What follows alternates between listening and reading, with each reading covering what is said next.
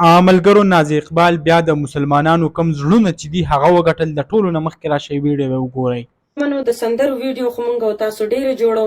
بعضې خبره داسې په میډیا راشي وړه خبره او مونږ او تاسو ترې نه سمه غټه خبره جوړه کړو او ښه ډېرې ویډیو پې جوړو. خو نن چې زه کومه خبره تاسو ته کوم او زه تاسو ټولو ته وایم چې تاسو ټول مسلمانان که پښتانه یې که د هر زبان یې نو ټولو ته پکار ده چې په دې خبره مونږ او تاسو سټینډ واخلو او زمونږ د قرآن پاک ډیره غټه بېعزتي شوې ده، ډیره غټه بې حرمتي شوې ده. نو چې دې خلکو ته پته ولګي چې مسلمانان په خپل قرآن پاک باندې څومره خفه کیږي. کومه ویډیو چې وه هغه تاسو کته په کم کې چې نازي اقبال کم د سویډن کې چې کومه واقعه مخې ته راغله دا د قرآن شریف چې کومه بېعزتي کړې شوې ده، د هغې کومه ګستاخي چې کړې شوې ده، د هغې په هکله باندې نازي اقبال هم یو خپل میسج چې کوم دی هغه جاري کړو. ټولو خلکو ته دا ویل چې آیا ټول راچوت شئ، د دې په هکله باندې پوسټونه وکئ، د دې په هکله باندې ویډیو وکئ، د دې په هکله باندې وایي خپل حواز اوچت کئ، نو چې کوم دنیا ته چې دی هغې ته پته ولګي چې زور چې کوم دی دا خبره والي. که ستاسو یاد وي پرون هم په ټول ملک کې د دې خلاف هغه احتجاج جاري و.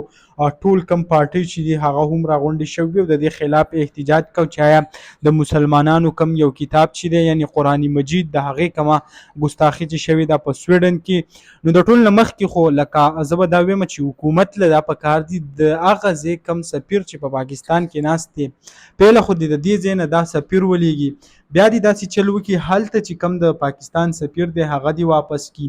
که داسې د دنیا کم نور ملکونه چې دي ترکي شو، سعودي عرب شو، یعنې که موږ وګورو مسلمانانو کې هم داسې ملکونه شته چې هغو سره هم ډېر زیات پاور دی، که هغه هم د دې خپل پاور استعمال وکړي، یعنې که اوس د ځمکې دپاره دا داسې استعمال کوي نو د پکار دي چې د الله تعالی کم پیغمبر چې دی د هغې کم کتاب چې دی د هغې دپاره دی د خپل طاقت هغه استعمال کړي، ځکه چې زمونږ کم خوږ نبي په شان کې دې نه علاوه د قرآن کریم په شان کې چې کم واقع شوي ده نو دا ډېره زیاته ټول کم مسلمانان چې دي هغه پې ډېر زیات خفه دي، ټول مسلمانان هغه د سویډن ته ډېر زیات غوسه دي. او دا بله دا خبره چې د سویډن کم حکومت چې دی د هغې ورسره هم سپورټ भरपूर حاصل و. کومه د لوی اختر په وخت چې دا واقع شوې ده نو هغه ډېره زیاته افسوسناکه واقع ده.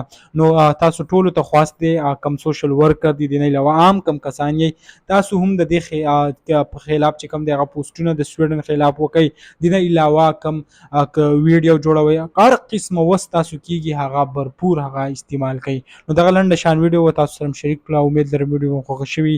انشاءالله بله ویډیو کې به ملاویږو. الله حافظ.